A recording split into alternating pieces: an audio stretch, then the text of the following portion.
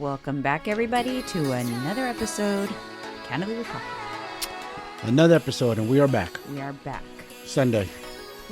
Monday for the listeners. Happy Monday. Happy Monday. What do we do on Monday? Get after it. Yes. We Look make forward. it a good week. Yes. What are you going to do to make this a good week? Exactly. Don't think about, it's Monday. Got to go to work. Got to do. Nah, man. Get excited about the week. Crush your goals. Yeah. Get after get it. excited about something. Yes. Don't start on a bad note. Start like on a, you know what? This is going to be a good week. Yes. I like to tell myself that. That's my thing. I'll think, this is going to be a good week. What am I going to do to make this a good week? But see, for me, I start that mindset on Sunday. So do Today. I. Instead You of too? having Yes. those Sunday scaries. Have you heard of the Sunday scaries? Yes. I used to get those. Yeah. I know what they Kind are. of like You get anxiety about the work week. Yes, you get a little kind of almost sad and depressed. Sunday's here. The weekend's almost over. Yeah. Yes, I used to get those. Yeah. Not no more.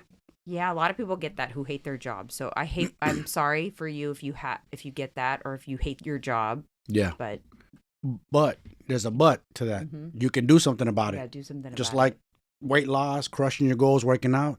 I don't like the way I feel or look. You could do something about it. Very true. That's it. So we You had got a the good power. weekend. We had sushi for the first time in such a long time. I haven't had sushi in a year. Can you believe it?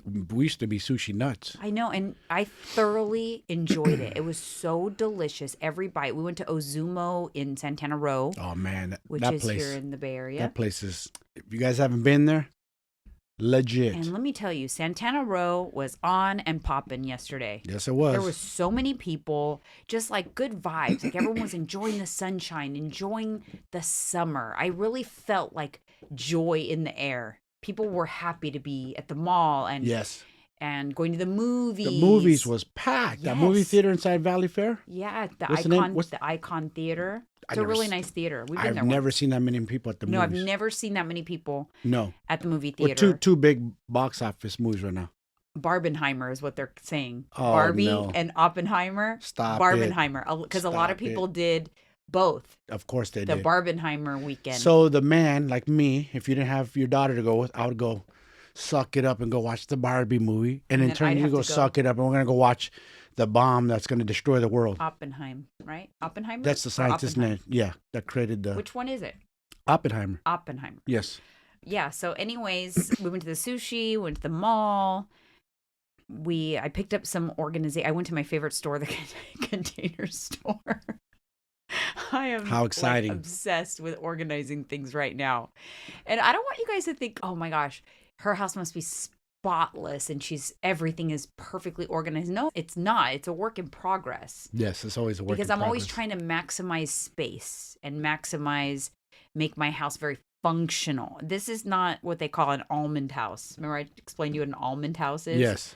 Almond houses, everything's white and perfection and white, perfectly fluffed couches. And my house is no. I got blankets on the couch because I got the dogs. I got dog food bowls on the floor and crates strung about. So No. but I did get some organizing stuff. I reworked the fridge into a really functional. I maximized the space in our fridge with just a couple of new things from Container Store. Yes, you did. And then you did a I good job also- at that. I'm going to be organizing some stuff today in my like beauty stuff, like my backstock stuff, my eyelash. I want to organize my nail polishes and my eyelashes and just, that's why I got a couple of other containers. So I'm going to be doing that. I did go see the Barbie movie. I was part of half of that Barbenheimer thing. I didn't go see Oppenheimer, but I went with Lisa and her daughter Izzy and then Alyssa. We went to the Barbie movie on Friday night.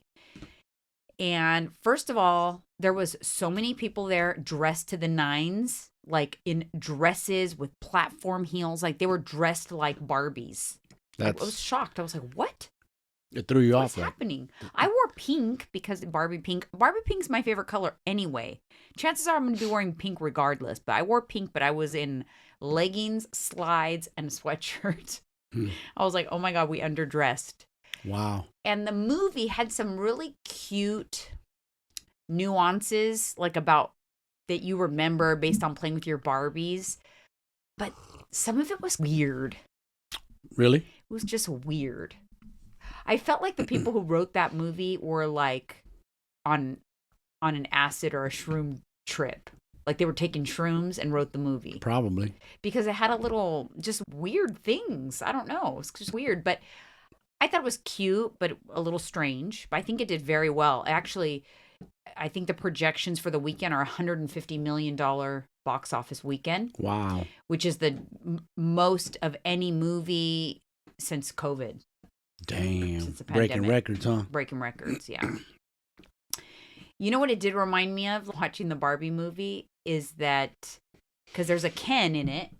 It's played by Ryan Gosling. Yeah. I wasn't allowed to have a Ken Barbie as a kid. My dad didn't allow it. Is that dumb? Really? Yeah.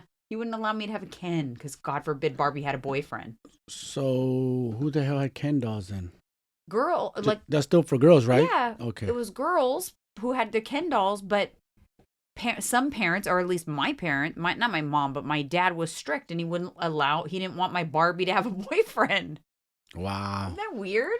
Man, that is weird. I just thought, like, what a weird. My dad was strict for weird things. That don't make no sense. Like, Alyssa loved Barbies and she was allowed to have all the Ken dolls she wanted. That's funny. Like, why not? But I wasn't allowed to have a Ken doll. But it's funny, but they'll allow you.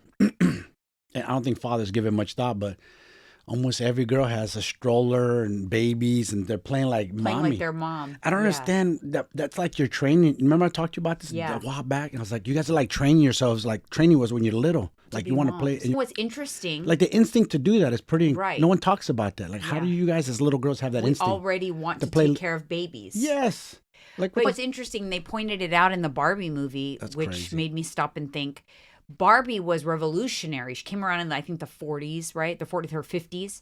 I don't know the history. Was she the 50s or the 60s? Actually, I don't even know. But early on, when it was revolutionary to have Barbie, where it was the first toy that was aspirational for young girls as to what she was going to be. Because Barbie wasn't just a mom. Barbie wasn't a housewife. Barbie was a career woman. Yeah. Barbie she was a doctor. There was astronaut Barbie and Dr. Barbie and so many different. Yeah. Whereas before our only toys were babies. Mm-hmm. This was the first toy that was what we want to become, not what we're going to be, like just mothers. And what's crazy is probably inspired a lot of kids and they went after their dreams of becoming something. Yeah. So that's why Barbie it's a lot of like woman empowerment. And there's a lot of that woman empowerment in the movie for sure. Yeah. But it was just a little odd, but I liked it. Hey, moving on. Hot coffee topic. Jamie Foxx finally speaks. Yep. So not only have we now had a Jamie Foxx sighting, but he has spoken out. Basically, he had a major near catastrophic medical event that he does not care to elaborate on. He doesn't want to share the details. And it's his prerogative, but he said he didn't want people to see him like that. He's the funny guy. He makes people laugh. He didn't want people to see him with tubes coming out, to not know whether he was going to live or die. He wanted it to be private, and he credits his family for keeping it airtight. Like he's so nothing leaked. Nothing leaked. No photos. No, nothing. This only thing that came about was pure speculation about what it was. Mm-hmm. And he said he is on the mend, but he still has a ways to go. But he didn't specify what he had. And I think that he made it pretty clear that he just wants to keep that private. And I think that's his right. It is his right. I'm a fan of him, but it's not my business what he went through. You know what I'm saying? Right. It's his business. Yeah. If he wants to release it and talk about it, then that's his business. Yeah, but if he does it, and I just feel like people are so entitled to sometimes they need to know why, how, what. Yeah. I want to see the pictures of the tubes and coming out of his body. Because people on their high horse are soapbox. They think like they're, like you said, entitled. You're entitlement. Moving on to the next little story tidbit that I came across. There is a fitness influencer out of Bali. His name is Justin Vicky. This is like my worst nightmare, by the way. Not that it would ever happen because I don't lift heavy weights. But when I see people in the gym lifting heavy weights, even with a spotter, I always get nervous. We underestimate how dangerous it is. He died in the gym. He was squatting 450-pound barbell. There was 450 pounds. He had a spotter, but the bar rolled forward and rolled right onto his neck and just killed him instantly. Crushed some prominent vertebrae right there. 4 to 50 There's pounds. there's a little cord that attaches your brain to your vertebrae. Yes. It's very easy. You can snap that And pretty snapped easy. it. Yeah, that's why in fighting, there's no hitting to the back of the head. Right. There's a big strict rule in boxing. Do not hit to the. You can snap that cord. Looking at here, this is the guy. And I've squatted 500 pounds and Isn't never it? gave it no thought. I mean, in my See? heyday, when I'm in my 20s, when I was trying to Did be you a have a bodybuilder. spotter? If I didn't, I would use a hack squat. Yeah. I'd be smart. Yeah. See, that's what I would recommend. Or you set up the bars in the big rack, so in case you can't catch yourself, the bars will catch the bar. You know what I'm talking? Even with the spotter slipped or something. Slipped. That's You're supposed to you guys supposed to be like this, like arms underneath them, behind them, so they don't fall forward. I always get nervous. I remember for a while, Tyler and I would work out together, and he would want me to spot him, and I would get so nervous. I never wanted to spot him because I get just nervous because you don't know when to intervene. You get scared, and then you don't want to help them too much. Then they're going to get mad at you. So my advice to you guys, if you want to test your strength, use like a machine. Don't do a free bar. If you're trying to figure out what your 1 rep max is. Yes. Which it's good to figure that out because that's how you can determine if you're getting stronger. Yes. It's like you could log all your 1 rep maxes. You want to explain what a 1 rep max is? 1 rep max is basically almost 100% intensity, like full all out. You use all your might to push it for one time. Like I'll make an example. My 1 rep max in my mid 20s was 405. On what though? You're bench specific. press. On bench press. So you could do that for every exercise though. Yeah, so a 1 rep max. Yes. No, I disagree on that. Yeah, it's it is. You could, but I'm talking about every body part. Like, are you gonna 1 rep max curls? No. Do people do it? Yeah. No, but yes, they do. And let me explain. Okay. You keep cutting me off. Because a 1 rep max is going to be whatever weight you could do only one time. So if right now I'm going to do a bicep curl and I can do a 25-pound bicep curl only barely one time, then I log that down. 25 pounds, that's my 1 rep max for a bicep curl. Then 3 months from now, I'm like, you know what? I'm going to try again. And I'm going to do that 25-pound and see if I can do it. Oh my God, I did it 3 times. Guess what I just told myself? I just told myself that I've gotten stronger in my bicep curl. Yes. So now That's a good way of doing it. Now I go to 30 pounds and now that'll be maybe my new 1 rep max. Yeah. Crazy. We've only done it like for like legs or like squat, bench press. That's usually what you determine your strength. Yeah. So, 1 rep max, that's how you that's true. Figure it out. Anyways, be careful in the gym, guys, because... But those are dangerous. It's good to have those, but yeah, be careful with those. That's like my worst nightmare. Wow. Seriously. That's insane. All right, comment corner. Let's take some comments from some listeners, some subscribers. This one comes to us from KKSH2023. And she writes, I look forward to your Monday and Friday episodes. Start and end of the week with y'all. Cheers, Mike. I do have my Starbucks with me. Hey, cheers. See, you weren't cheersing to nobody. Cheers, you guys, to my coffee drinkers. Cheers to you. Hopefully you're driving to work now and got your Starbucks in hand, ready for a good day. Ready to crush the week. This next one comes to us from Shayla Garcia 447. She says, I love your content. I am about your age and you're very inspiring and so very helpful, straightforward, and to the point. Thank you. We try to be. We can't help ourselves. I don't think we could ever sugarcoat ourselves. We just are not capable. I'm not built that way. I got to say what I got to say. Direct and to the point. Yep. And I have another one here. Actually, just came in. I'm not for everybody. Today, Nicole Conzo says, I love to watch this podcast while I do cardio at the gym. And I'm 23. So she was like piggybacking on that comment we made about having younger listeners. So we do have younger listeners. Hey, she's Alyssa's age, basically. So get that cardio in. Hopefully we can make the time pass. Yes. I know, like, podcasts make the time pass for me. Dude, the best. In cardio. Or when I'm driving to go train to Dublin. Driving time, best. The best. Like LA, what do? I always find a Joe Rogan, a 3-hour one, a long one. Mm-hmm. So that way I know when the podcast is over, I'm almost like, when long drives, like, oh, we're almost to our destination. You don't even think about it. It goes quick. It's like your mind is so... the best. I'm like, I actually want it to be slower so I can listen to the whole podcast. Yeah.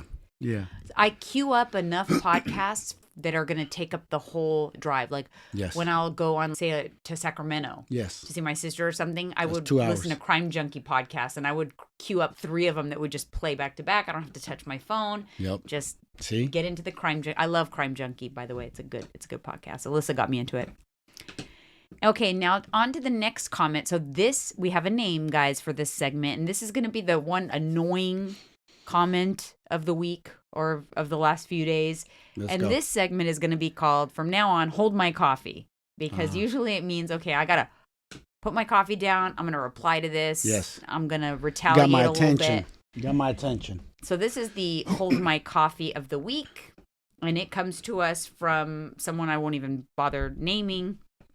And she says, are you trying to lose weight? She actually wrote loose weight.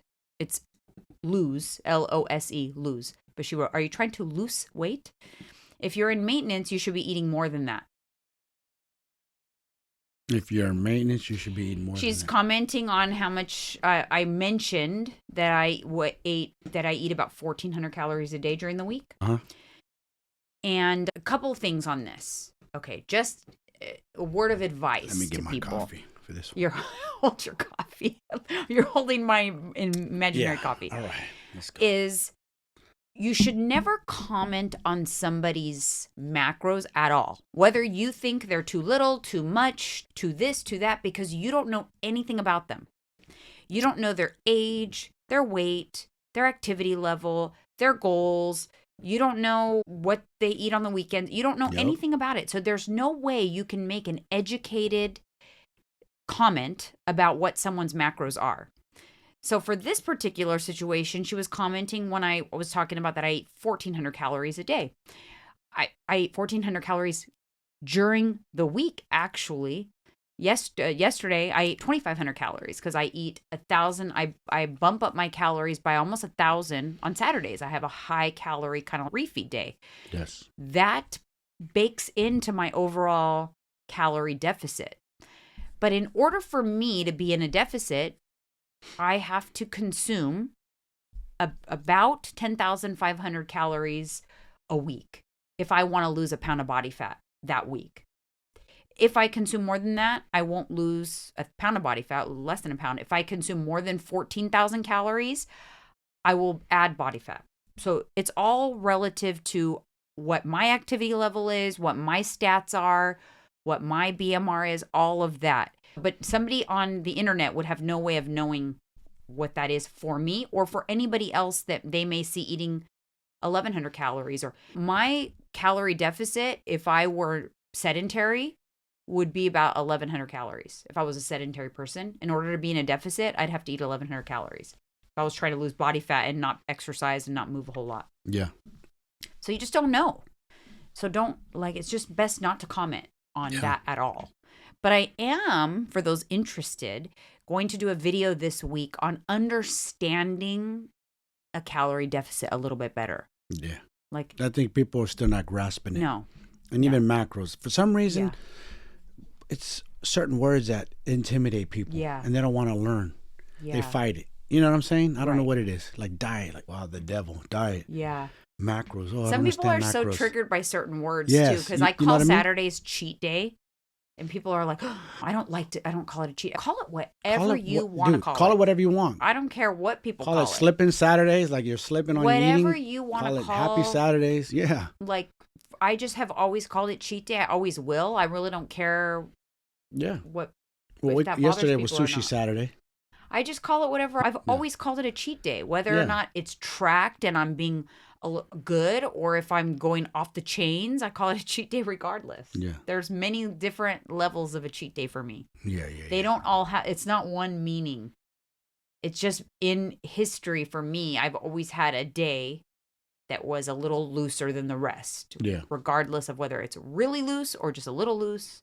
And I've always called it a cheat day. Be careful losing too much body fat, though. You might hurt some feelings. Oh, yeah. So that's another thing. I think, do I have that? Skinny. I might have that mentioned in here somewhere. I don't know what it is about. Can I say something, though, about people who make those loose statements or about comments? The macros? Yeah. Number one, are you a certified nutritionist or trainer? Have you been in this business? And if so, how long have you been in this business? Have you done macros for people? Mm-hmm. Have you been successful at doing it? Right. Have you done macros for yourself and been successful doing it? That being said, if you ain't done none of the above, it's just better to keep your opinions to yourself because we're professionals, man. We've done this a long time. I was a trainer for a professional company, 24 Hour Fitness. My wife does macros. She's a master at it. We know a thing or two. So before people come spewing on and saying things and just spitting out what they heard on the internet or think they know, do your research, man. Do your homework. It's just about educate yourself. Right. That's it. Don't come trying to educate us if you're not educated yourself. Game recognized game, as we call it. It's just crazy because so many people just have these preconceived notions about They're so a lost. certain amount of calories. Yes. Not like I had someone and she wasn't annoying me or anything. She was asking just like good questions, but she said like my deficit macros I'm being told they're around 1,200, but that just doesn't seem sustainable. I'm like, you don't have to sustain a deficit. A deficit is not something you stay in forever. So you have to sustain it for long enough to get to where you want to be. But for her, and then she gave me her stats, and I'm like, I mean, you only have a little bit of weight to lose. Yeah. You're 5'1", Little. 120 pounds. You're Small frame. And I don't, maybe like you're based on your activity level or whatever, you're not super active. Yeah. You're like a tiny car, and you can't compare yourself because if you hear in your head, if for time and time again, we're told, oh my God, can you believe this coach told someone to eat 1,200 calories? Like that's not enough calories. That's all relative to who it's for. Yes. Yeah, for you, for me, that would be starvation. Dude, yes. For me, yes. Can I do it? Yes. But exactly. I would be losing muscle like crazy. But it's not for someone like me. It's not that. You know what I mean? So it just depends on the person. It might be your number. So this is the problem. We've talked about this. Is ladies, you cannot eat like your man. I'm sorry, your frame. You cannot. You have an appetite like me, if not bigger. But I can't. But you cannot eat like me. You don't have the muscle like me. You don't have the frame like me. The girl, 5'5", she's little, a little car, 4-cylinder. Mm-hmm. I'm a supercharged V8. You know what I'm saying? I'm different. Right. I need more gas. I need more fuel. I need more oil. Right. Energy in the tank. People got to confuse. Women your size think they need to eat 2,000 plus calories. Like, no, your body's not built that way. Now, if you're trying to bodybuild and get huge or power lift, different story. Now we're talking now, different. If you don't want to, if you are, and you got to think about it this way too. If you're already small and you are getting to that next level, like a fine tuning, shedding that last layer of fat, it gets more meticulous. Yes, and it does. precise. Your body fights you. And if you don't like that number because it's just not sustainable for you because it's too low, then bump it up a little bit and readjust your expectations on how long it's going to take. Yeah. Go for a 1/4 pound of fat loss per week instead of 1 pound. Or for most people, they want 2 pounds. 2 pounds is a huge deficit, just to FYI. That's 7,000 calories. Yes, is creating a deficit of 7,000 calories a week. And that's another thing that's touted out there is, oh, you should expect about 2 pounds of weight loss. How? These are the same people that are saying 1,200 calories is too little, but you should lose about 2 pounds a week. No. Again, 2 pounds a week is for someone who's much larger. Yeah. It has a lot to lose. Right. A bigger frame, bigger vessel, you guys. But if you have less than 30 pounds to lose, do not expect more than a pound a week. A pound a week is aggressive still. Like even for me, it's aggressive. Like really, I aim because you don't have much. You don't have much. I aim for a pound, but I probably land somewhere about half a pound a week. That's when I'm cutting. That's wrong, man. Maybe a pound a week. Yeah. I'm not in a big hurry. It's all relative. Just remember that. But don't, I think everyone needs a reminder here and there. They do. Do not give people, especially strangers on the internet, unsolicited opinions of yours. Or advice. Don't do advice. Because if they're not asking, do not give it. Yeah, no. Exactly. Chances are they don't want it. Yeah. And you're wasting your precious, valuable time on a stranger on the internet who didn't ask for your opinion. Yep. You're wasting it. So Yes. don't bother. And just on another note, like whenever I promote that I'm cutting, which I am cutting right now, if you guys, I know many of you guys listening know this. I had a little bit of a hiccup on the radar a couple months ago, and I went into menopause, and so I had to go back into a cut and kind of shave off some body fat. But I'm not saying I'm overweight. I'm not an overweight person. I'm a healthy weight, a healthy body fat, a healthy BMI, healthy all around. But aesthetically, for me, I prefer a leaner physique, a leaner, more fit physique. For her. Yes. Exactly, for you. And I am entitled to want that. And I am entitled to shed body fat, even though I'm not quote unquote overweight. Yeah. And that's a common because people feel a certain type of way about it. It's weird. Yeah, they're bothered. What do you care? Yeah, why do you care if someone wants to shed body fat or body weight? Yeah, I don't. Or you're getting too skinny. And you want to flip it on you, be an asshole and call you getting too fat and keep it real, because it works both ways. You know what I'm saying? People shouldn't say that. This is what I find, and I actually noticed this a lot in the keto community, and I don't want to offend anybody, but I'm just going to be really blunt here. I noticed that people are comfortable and they love and they will pom-poms people who are obese or fat or whatever you want to say, whatever trigger warning. If a fat person wants to become less fat, the pom-poms come out. People are so happy for them. They cheer them on. Yay, good job. Yes.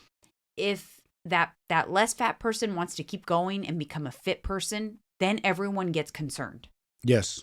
When the yes. fat person wants to be the fit person. Yes, they're like, you know what? I want to take it to another level now. Then everyone gets concerned. You're getting too skinny. You're getting obsessed. Do you have an eating disorder? I'm concerned for you. Mm-mm. And I noticed that a lot in the keto community. I feel like the keto community was a lot of pom-pomming maybe someone that needs to lose 100 pounds but lost 20 and is just excited with eating all the fats and the steaks and all of that.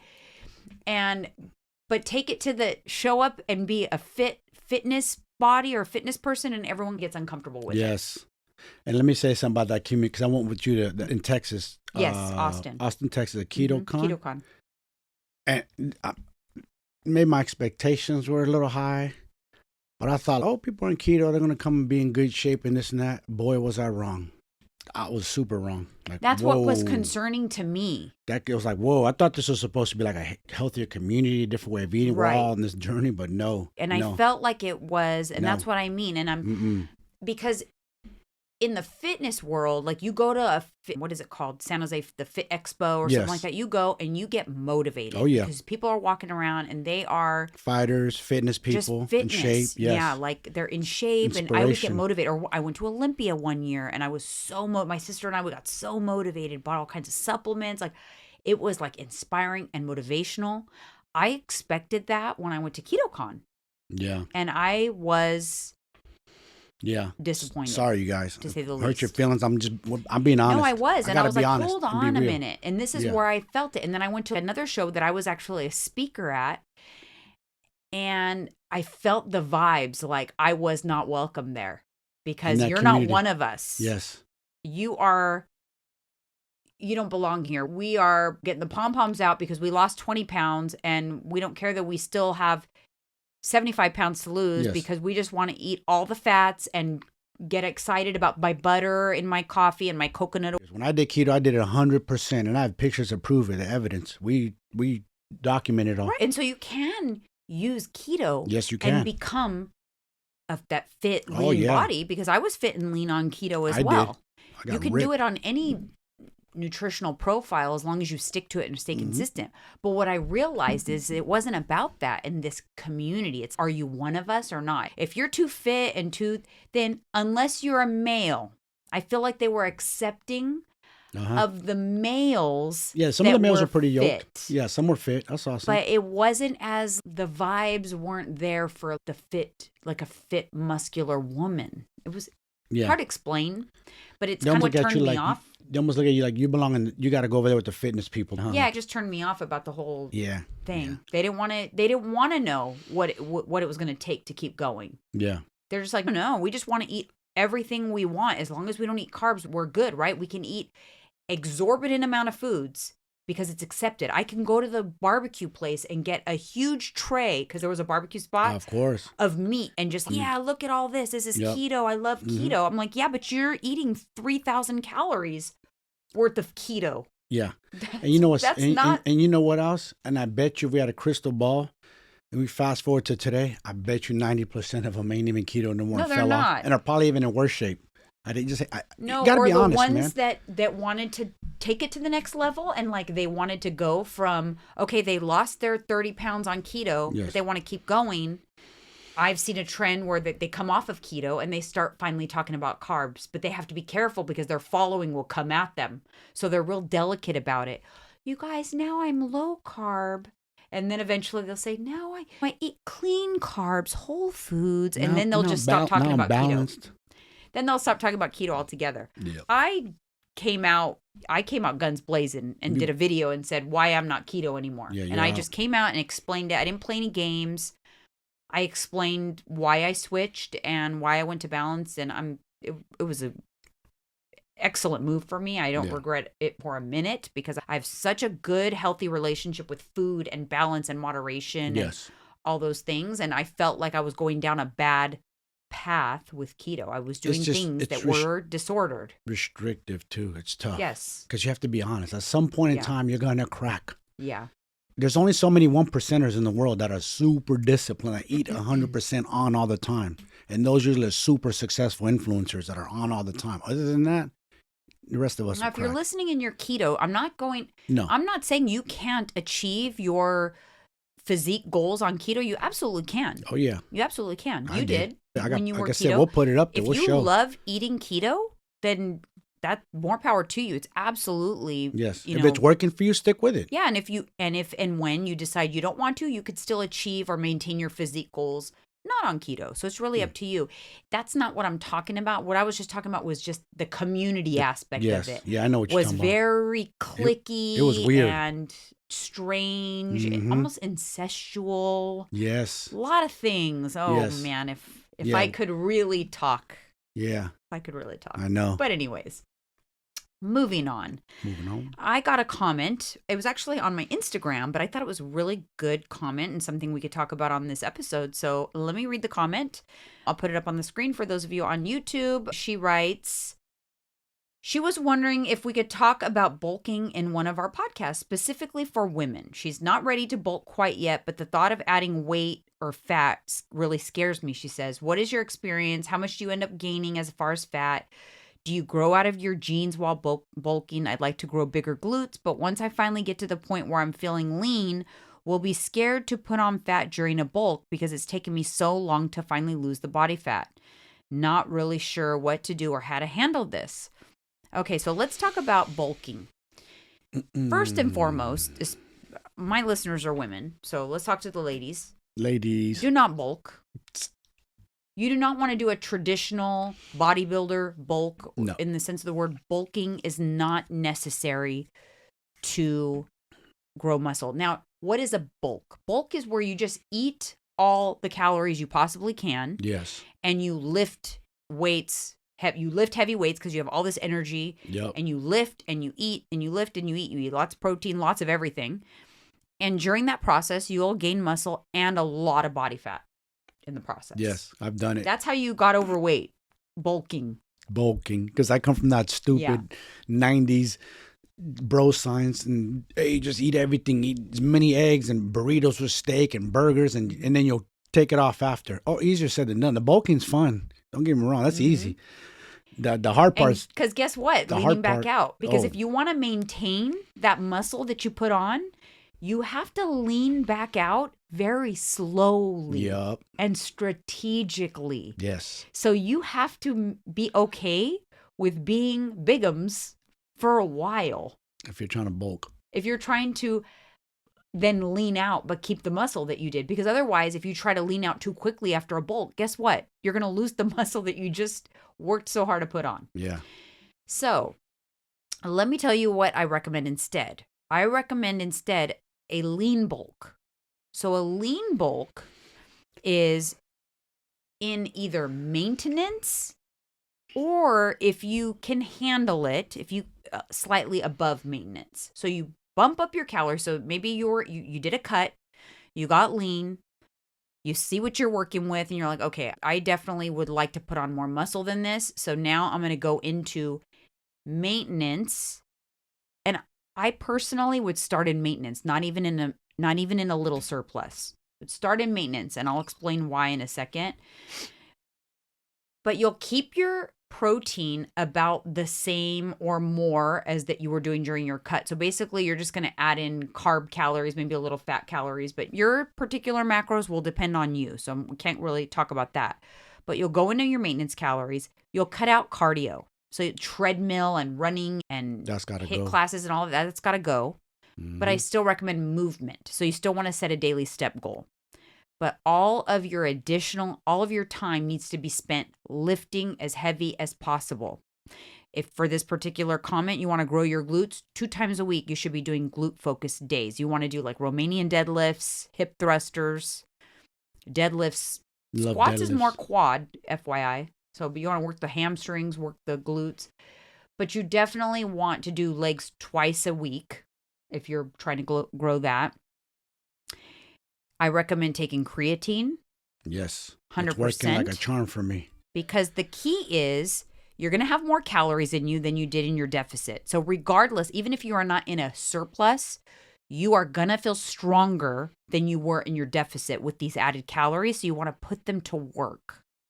If you're eating enough protein and you're feeling strong, you do not need a surplus in order to put muscle on. That is a myth, and it has been debunked.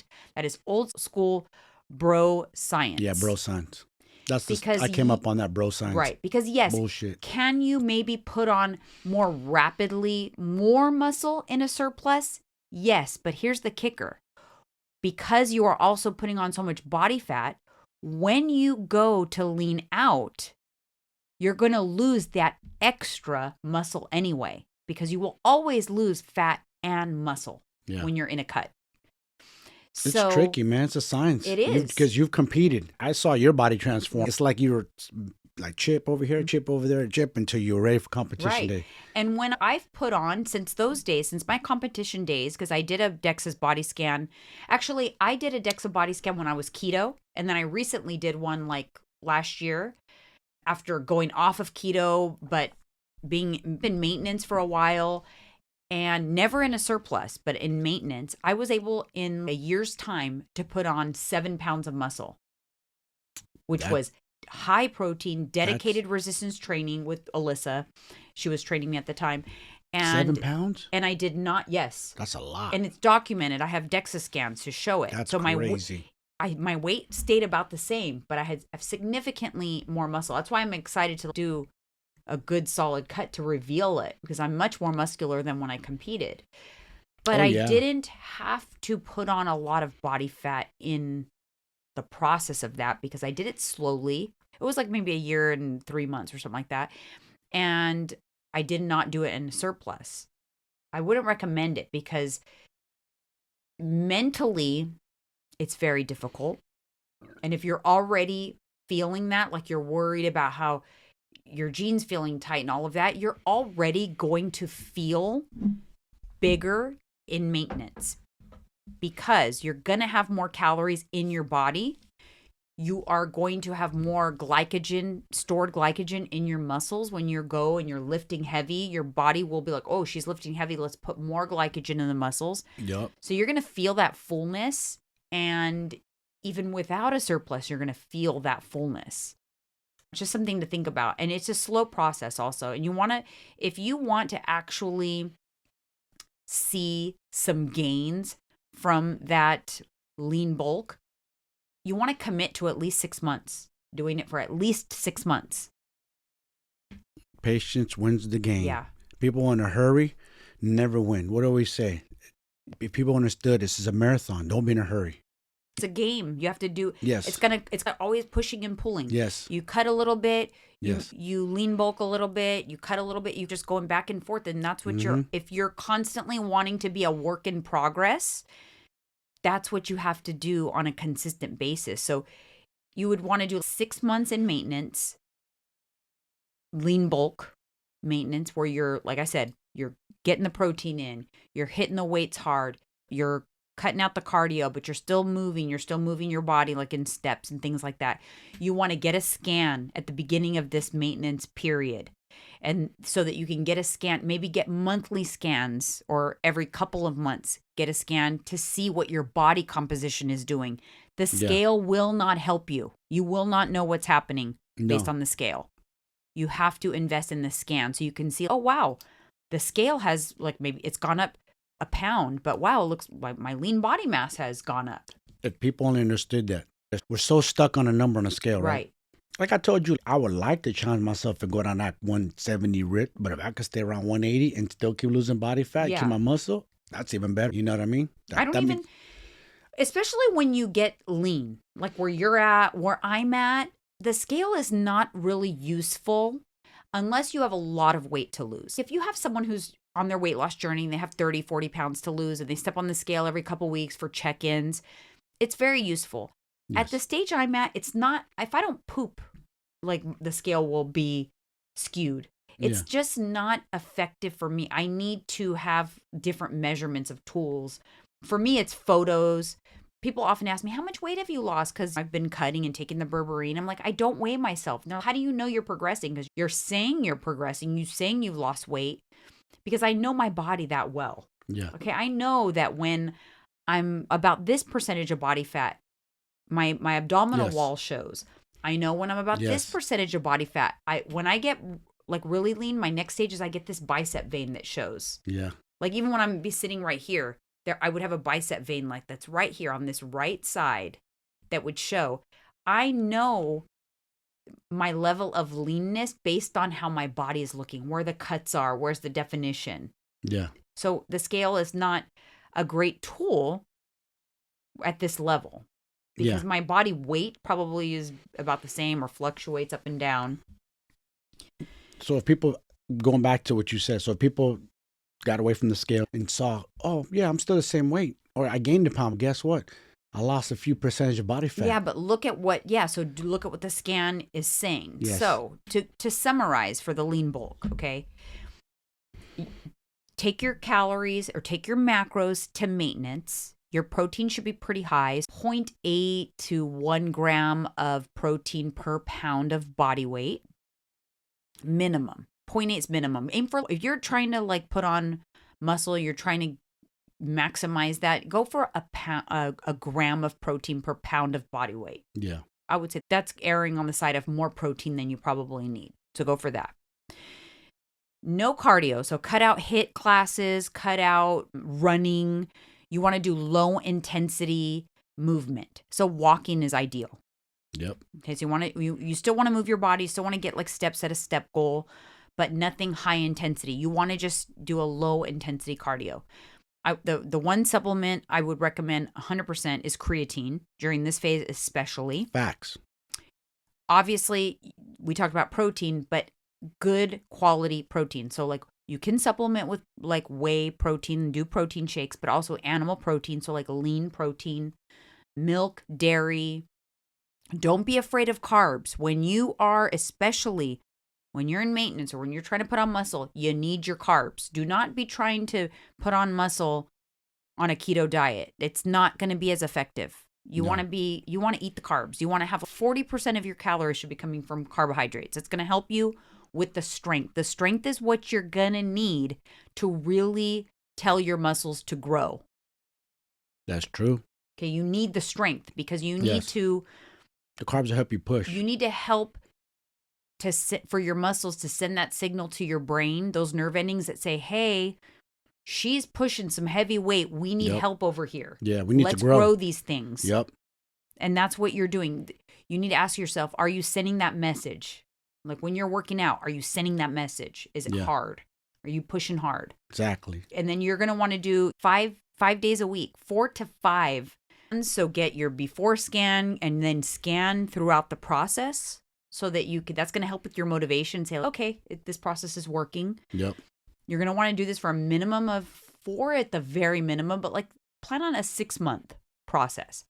And then the cut after the fact, because in this process, even if you're in maintenance, you're probably gonna put on a little body fat. And let me explain why. If you are at maintenance calories, there's no room for slipping. None. Because if you slip, that's a surplus. That's stored body fat. Whereas when you're in a cut and you slip, you just lose less body fat that week. That's true. So hopefully that makes sense.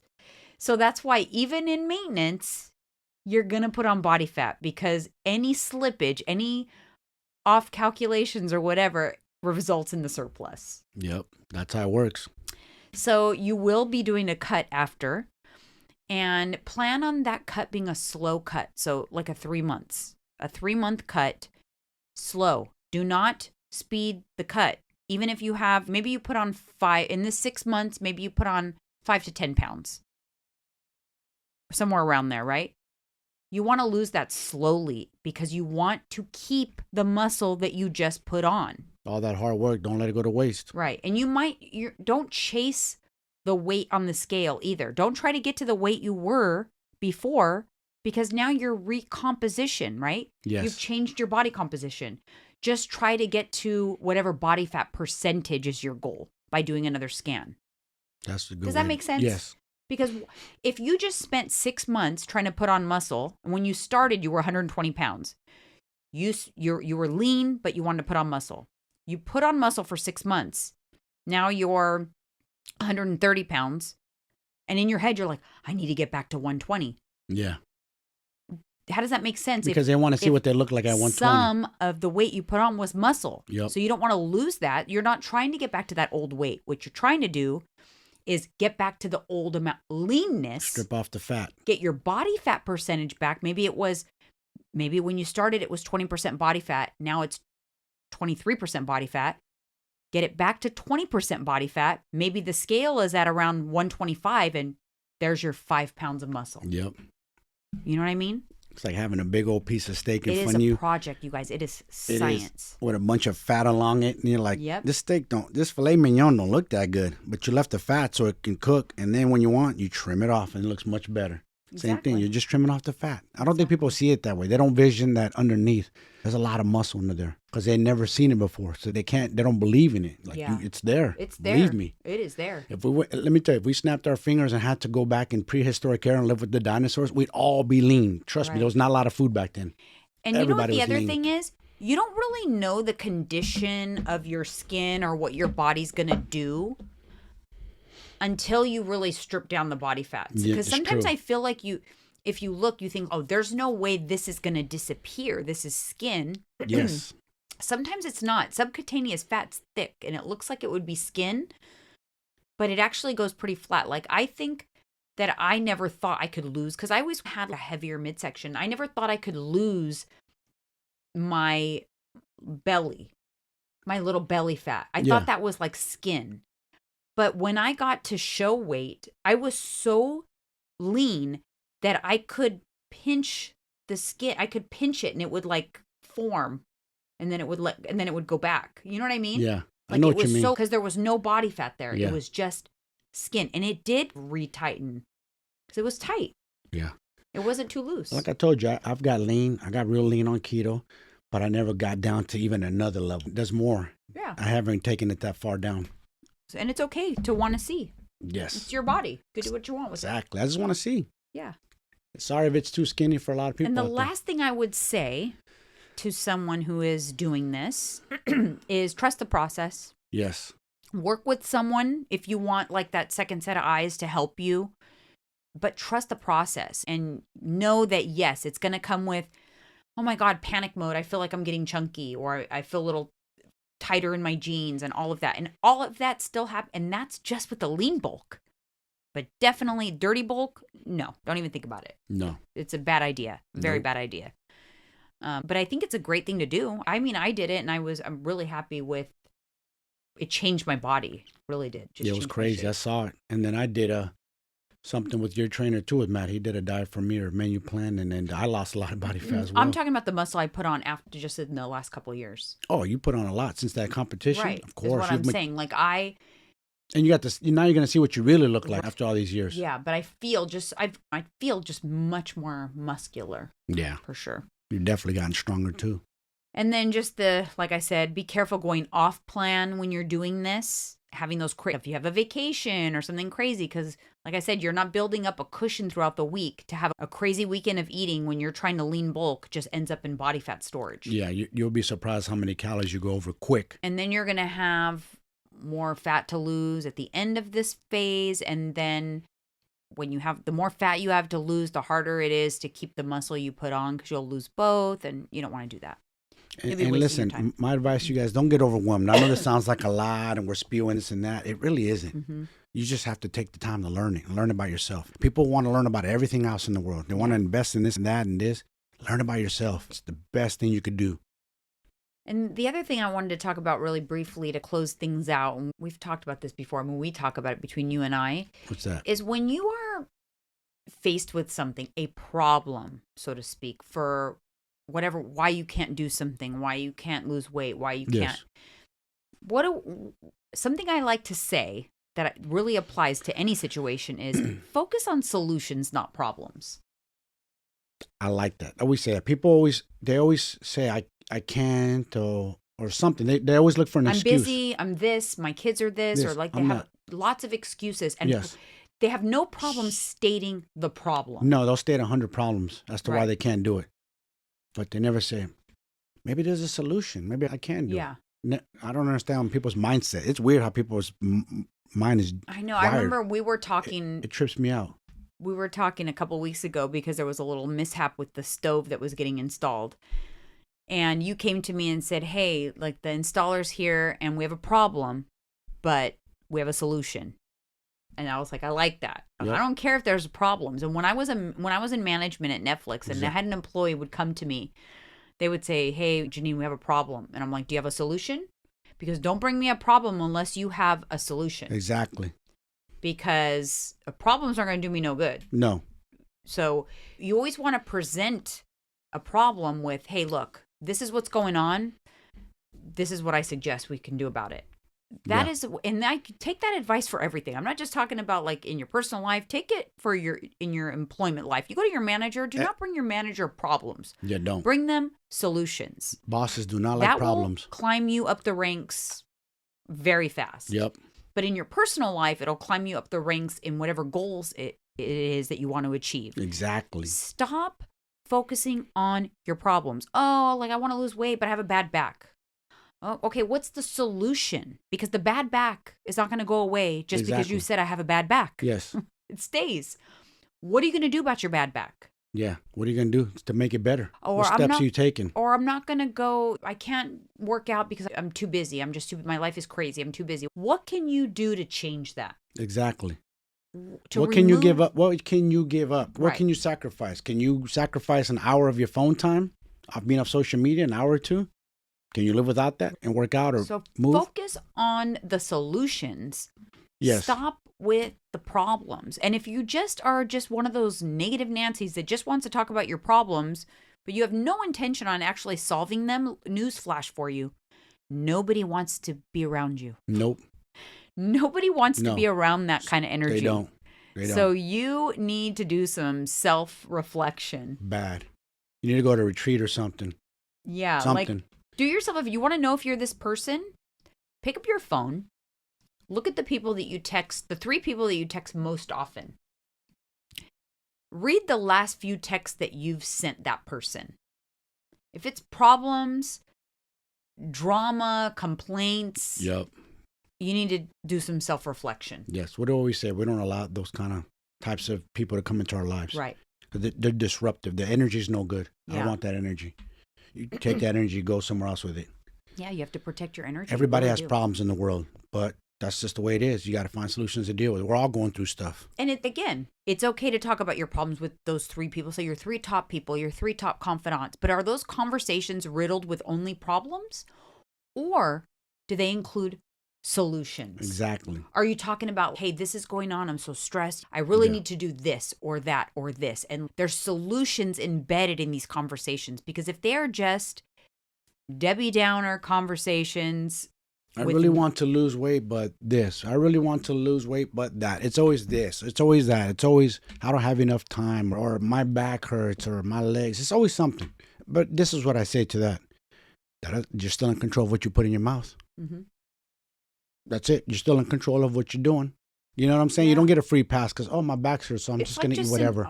For me, it's like autopilot now. For example, like tomorrow, I have a scheduled call with technical support on something I'm working on, and it was the only time I could get was 6:45 a.m.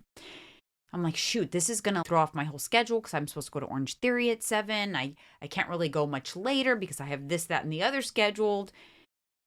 And instead of me complaining and just being, oh, I'm not going to Orange Theory because now it's like I have a problem. I can't go to Orange Theory because of this, that, and the other.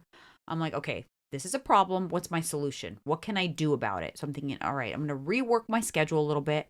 I won't go to Orange Theory. I'll go to the gym and do resistance training because I can be a little more flexible with my time on that. Yeah. I could still make it back in time to feed my dad breakfast and still make this meeting and still to make Phoebe's appointment and everything. And instead of just complaining about a problem, I thought, shoot, I have a problem. What's my solution? Figured out a solution and boom, workout's going to happen. There you go. And you know what's crazy too? What kind of people inspire me? When I'm being lazy or I'm trying to look for an excuse as to not to work out, like there's certain individuals that are just built different that are missing limbs and are beasts. Like what I mean, like they lost a leg in the war, but now they got a fake leg and they're training like animals. That's not stopping them. Their level, they say they went through depression where they want to die, commit suicide, but something clicked inside them. Like, no, you can have another life. So you think about them and like, people in wheelchairs. Yes, people missing an arm. Some paraplegics who can't lose their lower half but are in shape up top and compete. Just a lot of that. If those people can do it, fuck your excuses. That's all I got to say to that. I'm sorry. Do you tell that to yourself sometimes? Yeah. Fuck your excuses. Yeah, fuck my. Don't be a bitch and go get after it for sure. Sometimes you gotta talk shit to yourself to fire yourself up. That's just the way. Myself. Yeah. Of course. I'm not always in the mood. I'm not always, hey, I'm 100% charged up. That's a lie. No trainer, nobody in any industry is 100% all the time. Even David Goggins stares at his shoes for an hour before he runs. Yeah, sometimes. He has his lazy moments. Sometimes yes, he admits it. It is. It just is like that sometimes. It's not always going to be. No. That's where discipline kicks in. Butterflies. Yes. That's why discipline kicks in. You have to establish that, though. I have a new thing that I'm on is training when I'm tired, when I don't feel like it. I tested it the other night. It was hot out. I worked out in my garage like 7 at night. It was like 90 out. I was like, I'm going to train. I don't feel like it. I'm tired. I'm lazy. I felt lazy, but I pushed myself. So I've been doing that lately. I didn't feel like going to the gym this morning. It's Sunday, but I did. I pushed myself. Yesterday, too, I had a bit of it's crazy. Some days I'm just not. Other days I'm super charged up. That's real life. I'm being honest. That's real life. I'm not selling bullshit. Me too. Some I'm the same. They just act like 100% they're on and they're always motivated. They're always screaming at the camera. Yeah, get it. Yeah. Just be honest, though. Are you always on? No. No. But it's the time. It's doing the workouts when you're not on. That's what separates you from most people. 1%ers. That's what I look at. That's what's the separation. That's what makes the difference. Sure. It's easy to do all the things when you're motivated and excited.